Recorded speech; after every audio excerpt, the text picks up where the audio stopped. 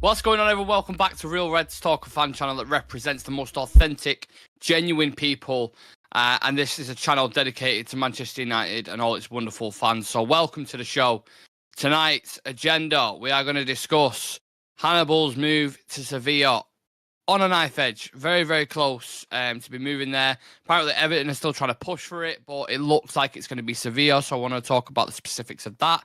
There is movement with Ineos. The Muppeters tweeted before that there's, in the next kind of 7 days, we're going to get some movement with the CEO and a couple of other things. Of course, we had a bit of news about Jean-Claude Blanc and the talk kind of cooling on that, which I want to dive into. Some doubts about Amrabat as well, whether we'll sign him on a permanent. Joel Hugel's had a new contract. Andy's going out on loan. And there's a couple of things we're going to do towards the end of the show as well. So, as always, make sure you smash the like on the video. Get in the comments section your opinions as we go through the topics on the table. Just me and Sam tonight. How are we doing, Sam? Yeah, not too bad. Just been to the gym. Trying to eat better this year because it went to shit during Christmas. So, yeah, doing better. Well, that's a free pass, right? Because I feel like everyone eats shit over Christmas. I think it's just like a universal kind of thing, because everyone gets fucking celebration tubs and dove sets, so they've just got to work their way through that. I actually don't mind getting dove sets now. I don't know if that's a sign that I'm getting old, but I actually quite like getting dove sets because it's like it sets me up for the year. Then I never have to go out again. See, I'm oddly specific about my toiletries and what I use. So if somebody gets me a random one like a Dove or a Nivea, I'm like, I have to kind of. So you're not a Dove man?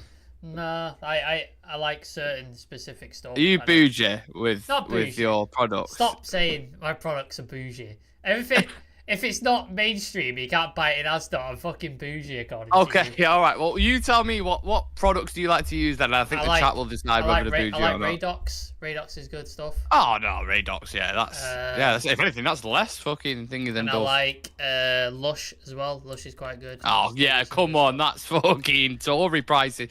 25 quid for a bottle of spray of Lush. Outrageous, mate. But how good does it smell though?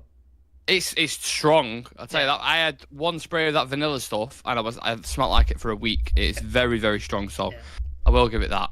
Yeah. Anyway, we should probably talk about football. Should we talk about tea? We can get trivia. Yeah, I'd love to know what products Hannibal uses in his hair, because he's got a very luscious kind of throw on it, and that is only gonna kind of grow and tan and get more rich as he moves to Spain. Apparently, Sevilla are advancing towards an agreement to sign Hannibal maybe on loan from Manchester United.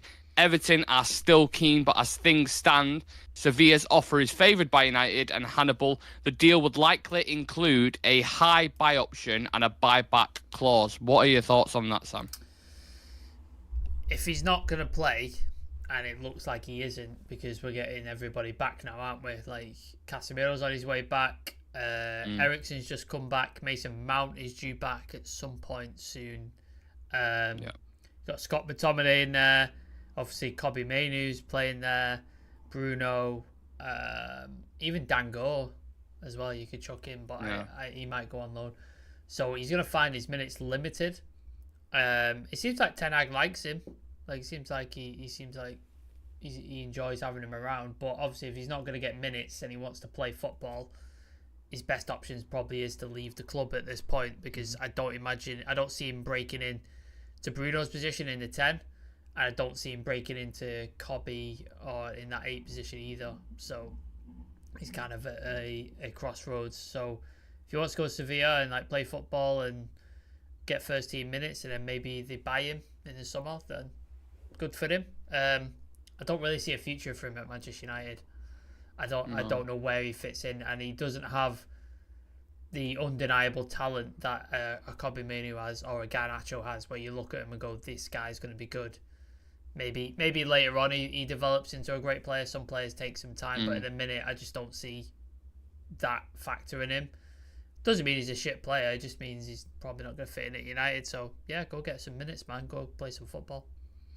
Yeah, because it seems to be a lot of people whose opinion I respect, who seem to rate him and seem to think he will have a future United. I've just never personally seen it whenever I've watched him. Like, I like the intensity he plays at. I like he gets stuck in. I couldn't tell you what his best position is, to be honest with you, when I watch him. You've seen him kind of float about in midfield. Sometimes he's played on the right-hand side. but he definitely needs development. And I think going to a club like Sevilla, with the history they have in Europe and stuff, I think he can definitely develop there. So I think club-wise, it's a good move whether he goes to Everton or Sevilla. Do you think he has a future at United? Like, do you think? Would you agree with that assessment when you watch him? Does he give you enough as a young player? I think he puts the effort in. Like, you see, he gets about, he puts the effort in, he understands what United's about. Like, we saw it his first glimpse in the Liverpool game, and he put one on Jordan Henderson, didn't he? And we all enjoyed that. So, like, he gets it. He understands the United thing, and I think he enjoys being a United player. But yeah, maybe he's a late developer. Like, I don't know, is he 21, 20? How old is he? Yeah, maybe a little slightly older than that, I'd guess, but he's young. He's young. So I'm like, would we have seen it by now if he's going to be a star? If he's going to be that guy? Maybe he develops later. I don't know. Like, maybe we come to regret it in a couple of years. It's entirely possible, but at the minute, I don't see where he fits, and I don't see that X factor where he's undeniable, like a Kobe Mini, like a Garnacho. I don't see it. So. And a minute for him, it's best for his career and United for him to go on loan and develop and get minutes, and then maybe he absolutely tears it up for Sevilla and he comes back to United and forces his way into the team. Maybe that happens. You never know. But for me, I think we did spend a decent chunk of change on him, if I remember. Like, we fought off a couple of people. I think it was 12 mil or something we paid for like a 17-year-old. So 17-year-old, quite a chunk of change. We fought off a couple of other people for him. So. He's clearly highly rated, but yeah, again, I'm just a fan, so my knowledge is minimal compared to the people who know what they're talking about. But yeah, I'm still waiting to see what it is everybody sees, but maybe it comes out Sevilla, maybe. The two things that stick in my head, right, is the one when he had that period, didn't he, this season, around kind of the Burnley game, where he got a run of games, probably like 3-4, and a lot of people were talking about the legwork that he puts in, the pressing, and was getting like excited about it, and then we just kind of never saw him again. And then likewise for pre-season, I remember doing the fucking watch along with Paddock at like 3 a.m. for the who did we play now? Wrexham. Was it Wrexham? Yeah. Wrexham. And he was the only good player on the pitch out of all the youngsters that were on there. So I don't know, maybe there is something slightly there. I've just never been a fan myself personally. Nothing against the guy at all, but yeah, I hope he does make it regardless of where his career kind of tails off. So that should be interesting. Did you say there's a buyback in there? So yeah, let me get the specifics because so the deal would likely include a high buy option and a buyback clause. Right. So that's pretty good then. So if he does smash it at Sevilla and has a great season and they buy him and we like that, and then he looks like the player that other people say he is, then we can get him back, which City have those options, Paris Saint-Germain have those options on all their young players, like what's that guy that's at Leipzig, Javi Simmons, he played for PSG. They had a buyback and they bought him back, didn't they, and then loaned him again. So yeah, if he turns out to be fantastic, then at least we got a buyback in and we can get it back for a decent price. So I think a sell-on clause would have been nice to throw in there as well. Then you put in all clauses fucking on there, turn into a scratch post. Right, we'll move on to the next kind of topic because there is quite a few. So Ineos movement, a good friend of the channel, James from the Muppeteers, tweeted out before saying in the next 7 to 10 days there will be some significant actions beginning regarding lining things up for Manchester United's new CEO and sporting director under Ineos. Now, there was a lot of talk, I don't know if you've seen this, about Jean-Claude Blanc cooling, saying that it's not definite, it'll just be a pair of eyes. What are your thoughts on that? Do you think it's just waiting for ratification, or is there more between the lines here? I think they're probably just trying to figure out how the structure's going to look, who's going to be where, like what the hierarchy, how they're going to sort of fit it in, because I think that's what they're doing behind the scenes currently. He's obviously going to be part of it because he was seeing it, the game, wasn't he, sat with... Yeah, that's why I'm confused. I'm like... So maybe they're not sure how the hierarchy and how the thing's going to shake out and who's going to do what yet, and titles and stuff like that. So maybe that's what's going on behind the scenes in a minute. I know James said that like in the next 7 to 10 days, so maybe in the next week or so we understand fully what the structure is going to be. He's definitely going to be a part of it. Whether his job title is CEO or not, I don't know, but if he's going to be a part of it and he's going to be around and he's going to be involved, then that can only be a good thing. I just hope the other hires are just as good. I hope we get the likes of Paul Mitchell and Dan Ashworth, those kind of people in place also, because I think getting all of them is key to making a correct reset of that entire system of recruitment and transfer policy and all that sort of stuff. I think that's really, really key. Otherwise, we're just going to be doing the same shit like we did the last 14 summers and transfer windows. So yeah, it's going to be interesting to see what happens as this shakes out, and then hopefully within, I don't know how many weeks we've got left before they have to like ratify him or not, but I assume that'll be up as well within the next couple of weeks. So yeah, it'll be interesting. New start for Man United very, very soon. I saw bits about Dan Ashworth, and I don't know if he's putting this out there to try and get more money out of United, but it was something like along the lines of he's committed to the Newcastle project. It's for something to, turn his head, it'd have to be an astronomical offer, which you would probably, whilst you've got a job, you would probably put out there. But maybe, I don't know what's going on, but it's important in it that they get the proper people at the top, and the names that have been linked, if they manage to get them in, there's a lot more positivity around it rather than, kind of Ineos options. If Ineos want to get the best in class, you're going to have to pay the money, man. You're going to have to pay the top dollar, which that is... It'd be worth it though, won't it? Yeah, absolutely. It'd be worth it. But that's what the Glazers were never willing to do. They're like, well, we're not going to pay this fucker to do this for us. We'll just get our mate in to do it. We'll just get a guy we know to do it, and he'll do it for cheaper, and we'll be able to control him like a fucking puppet. So if you want the best in class, you have to pay best in class money. So if Dan Ashworth is going to require a shit ton of money or a decent amount of control that he doesn't have at Newcastle as currently, then get it done, offer it to him, because he's clearly got a proven track record. And same with Paul Mitchell. I think that one's a little easier because he is out of work currently. He lives in Manchester. He's from the area, so that makes it that one a little. I think that's easier. Nailed on in it, Paul Mitchell. But yeah, you have to pay the money, so that's the way it is. Yeah. Go do it, United. Sort it out. I'm sure there's a lot of fucking stuff going on behind the scenes that we can't see at the moment. Paperwork and all that kind of stuff that's being signed. Just a quick one. Me and Shrey had filmed the members video earlier on, the first live members video I think we've done. And it was on the wingers and how we can sort the current issues there at the moment. We spoke about Anthony, Rashford, Garnacho, Ahmad, Palistra in depth.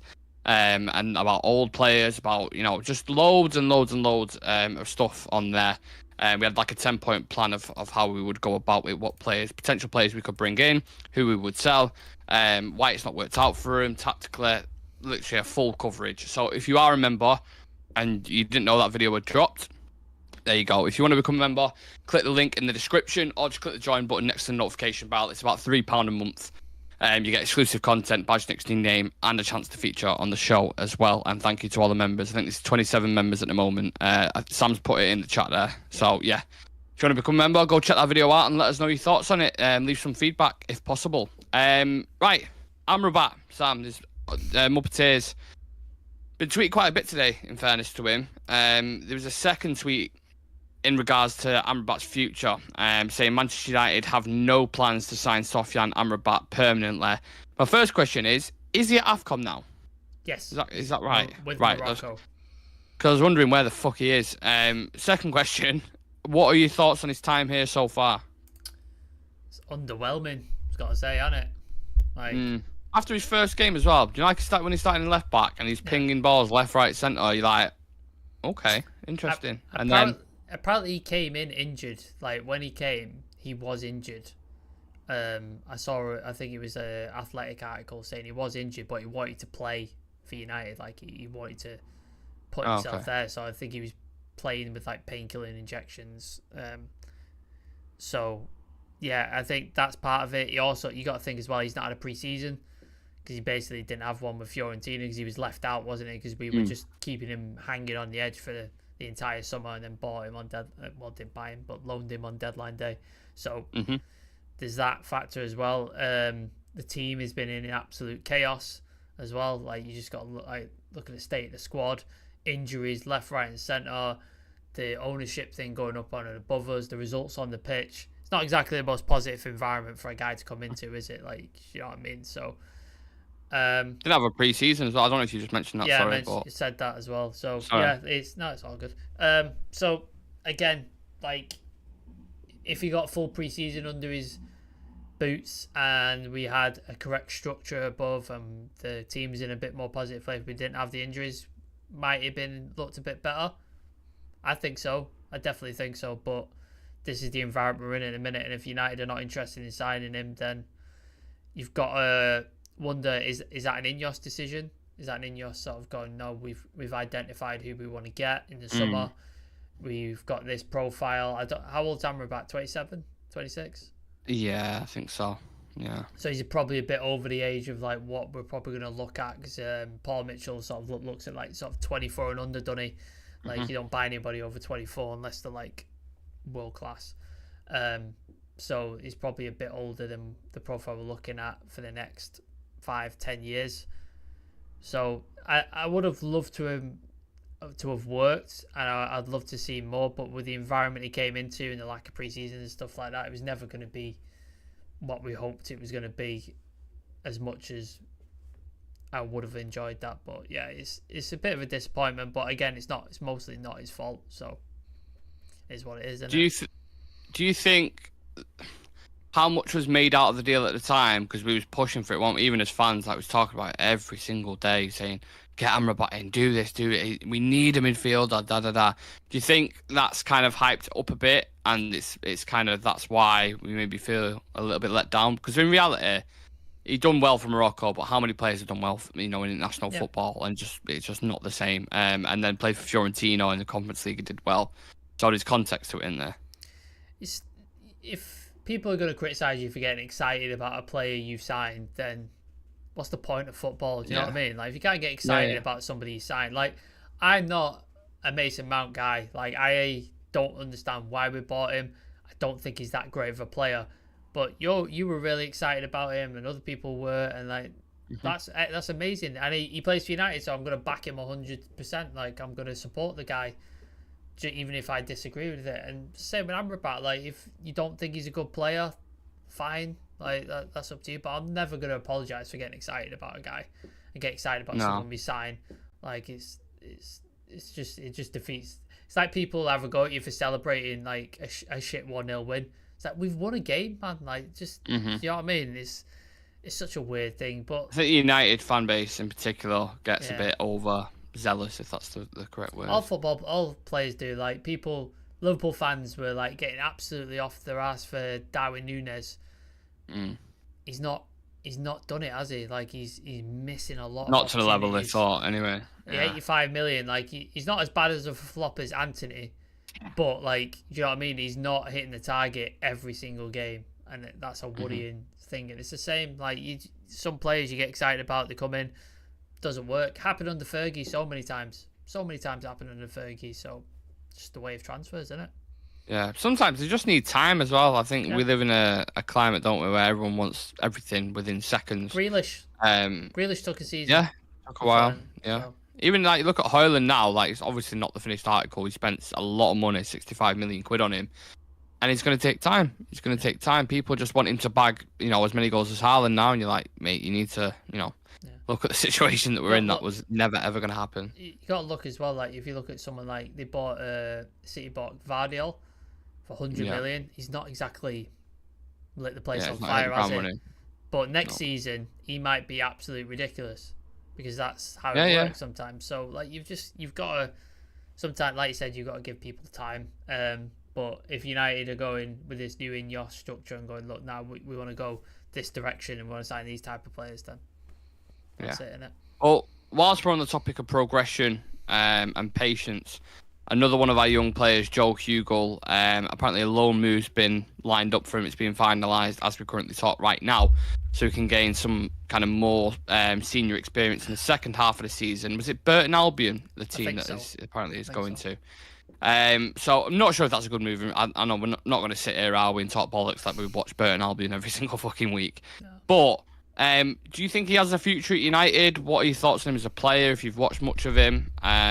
Just thoughts on the situation in general. I know you've seen him a lot more than I have. You've been to Lee Sports Village. If people if you're not from Manchester, Leigh Sports Village is this stadium up in a town, this shithole called Leigh. It's where the youth players play. For some reason, we don't have our own youth stadium. Fucking stupidly. No. So yeah, I've only ever seen him when he's played for the first team. Like the sporadic appearances. He was on pre-season as well, so I haven't seen much of him, to be honest with you. He looks a bit slight, like he doesn't look like he's developed yet. So physicality is definitely going to be a factor for him. Like if he played in the first team, that's what people were saying. Like when we were without a striker, like, well, we should bring Charlie McNeil back. It's like it's a small guy at this point, man. Like he can't. Like, it's not good bagging against Stevenage, but you know, like when you're facing like fucking Ruben Diaz and you're an 18-year-old kid, like it's a different world, man. So like, give him time, let him go develop and stuff like that. But yeah, this is what you need to do for young players: send them out, get experience, get some minutes in your legs, see what they're about, see if you can bring them back, see if they're ready for the first team, or you might be like, yeah, they're not good enough, but we can make some money off of them because it's an academy product, so it's all profit. But yeah, I don't really know much about him, but feel free to talk on him because I've not seen that much. I know Chivy likes him quite a bit. Yeah. No, to be honest, your assessment I do think is quite slight. He's not the quickest of players. He's a good, technically sound finisher. He can finish for sure. But I don't know. You know, sometimes you just watch a player and you either get something from him or you don't. Like you could tell they're going to be a talent, or get excited by certain things, the movement and stuff. I just think he's one of those players who would be really good at he is really good at that level.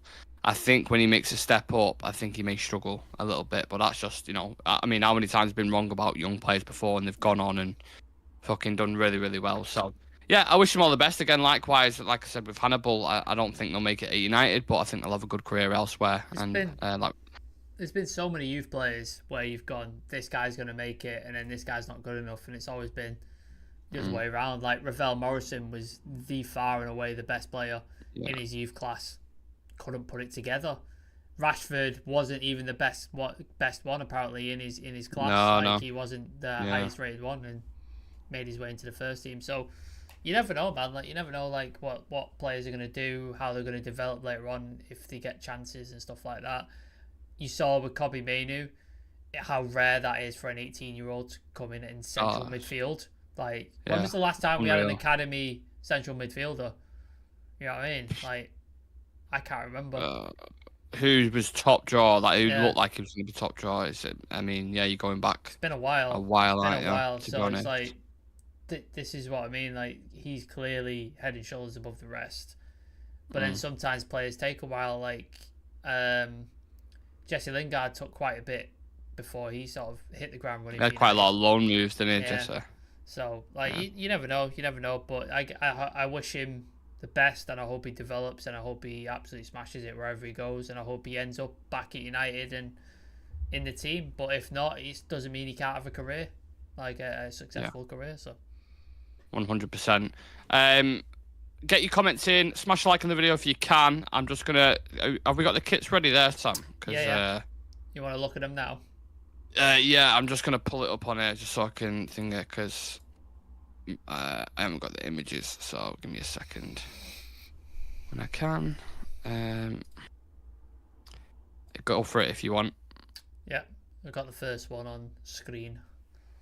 Yeah, so basically what it is, we're scrolling through before, because we always like to do something a little bit interactive or something different towards the end, so it breaks it up from the news.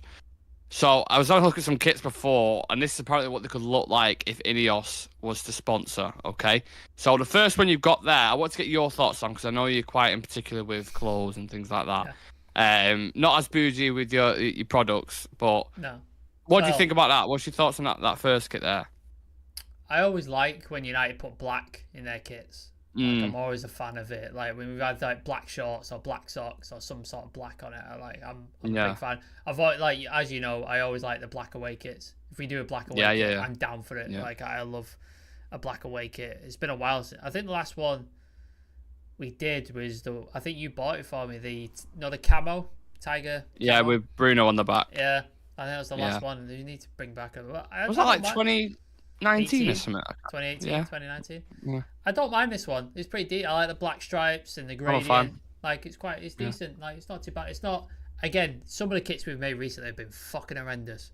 Absolutely horrendous. But that's all right. I don't mind that one. It's not too bad. What about the sponsor? Well, Better than TeamViewer?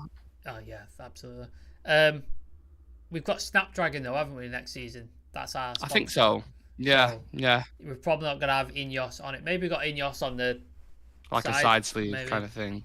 Or on the training kit or something, maybe. Yeah. But I know we've got Snapdragon on there, so but I don't mind it. I think any time there's black in a kit, I'm into it. As long as it's not fucking what do you call it, a Chevrolet sponsor, then I'm all for it, because that just looks horrendous. It'll never be as good as Sharp, will it? Like Sharp is. No, Sharp was goated. It was the best. The best sponsor. Hands down. Sharp or AIG. AIG was nice as well. I was a fan of that. Right, should we do the next one? Let's have a look. Next one. Yeah. What have we got? It's the crisscross. Again, the crisscross. Is that a bit of a... They like a gradient.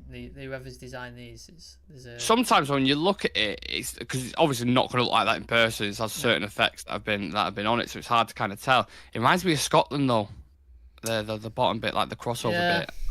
I don't know if I can see McTominay in that. That's the thing. If he's still here, fucking hell. He will be. He will be. I prefer the first one over this one. I think. Yeah. I prefer the first one. It's a bit weird. Like there's nothing in it. It's like you've tied something around your waist or something. Like it's a bit. Yeah, I could never see him going for a design like that. To be honest, No. that's a bit of a throwaway one. Yeah, we can skip this one. Go to the next one. Let me know as well. People in the chat, talk to us. Which one do you prefer? Which one would you buy if it was in the store? This one, I think they've took inspiration. We had a kit like this. We had a kit with stripes down the bottom, didn't we? I'm going to call it straight off the bat. I don't like this one. I don't like the stripes at the bottom. I'm going to find this kit. I've got the kit. I've literally got the kit with... Yeah, you got it, mate. Black stripes. So, there was one Christmas you got me that shirt, and it was the blue one as well with Marshall on the back. Yeah. It was like Jose. Season under Jose, I think it was. Oh, here it is. There we go. It's a Chevrolet on it. It's Chevrolet on it as well. yeah, that's why it was the Chevrolet thing. That the stripes at the bottom as well is like, I don't know what it is. It's something. It reminds me. Do you remember that thing that was going about on a meme that was like, is it a gold dress or is it a blue dress? Oh yeah, ridiculous. It reminds me of that pattern on there. I'm just gonna put this. So look, I'll put that up on screen. Like it reminds me of that one. Yeah, exactly that. Same design, really, isn't it? To be honest, I was never a fan of this one. I was never a fan of it. So the black stripes. It's just the stripes, though. I don't understand it. It's bizarre to me. Very strange pattern. The badge is good. I like the black and then the white badge. That's quite nice. And the hexagonal, is it a hexagon or a pentagon shape? I don't mind that. But yeah, if they make it a crop top, it'd be all right. Anything upward. Black stripes. No, I'm not digging that one. No, what about the badge? Just finally on that one. Yeah, I like the badge. Black and white. Solid. Hexagon. It's like great. As long as we put this is what it's Jim Radcliffe wants to ingratiate himself to United fans. Put Manchester United Football Club back on the fucking badge. Yes. Do that. Make everyone happy. But yeah, I don't mind. I don't mind the badge, but the rest of it, not a fan. Seems to have become a trend, ain't it, changing the badge? City did it. Aston Villa have recently done it, haven't they? Everton did it and then quickly went backwards. Yeah, it's just that, so be interesting to see if anyone else went for something like that and how the fans would react. Last one. I think this might be my favourite one, the last one. I might have already been through it. This one, again, looks similar to... What was is the one Cavani wore when he was here? Yeah, the bus seat one are you alluding to? We signed Donny. The collar, the collar was. I think I know what you mean. Yeah, I think that's a much cleaner design. That though, probably wouldn't be the type of kit for a build like mine because I just feel like it'd be tight as fuck. But if you're quite athletic, then it wouldn't look too bad. I'm probably put that second. I think the first one that we saw, I put that first. That'd go second. The Scottish one third, and then the black stripe fourth. I'd probably say.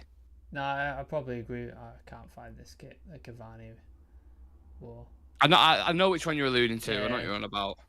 I could definitely see Cavani in that kit as well. But it's clean, smart, simple. Not a fan of the badge though. I don't like the way they've done the badge on that. Yeah, at all. It's a bit weird, that one. I don't understand what they've done with that badge. Yeah, the Very strange. again, the first one for me is probably the best one.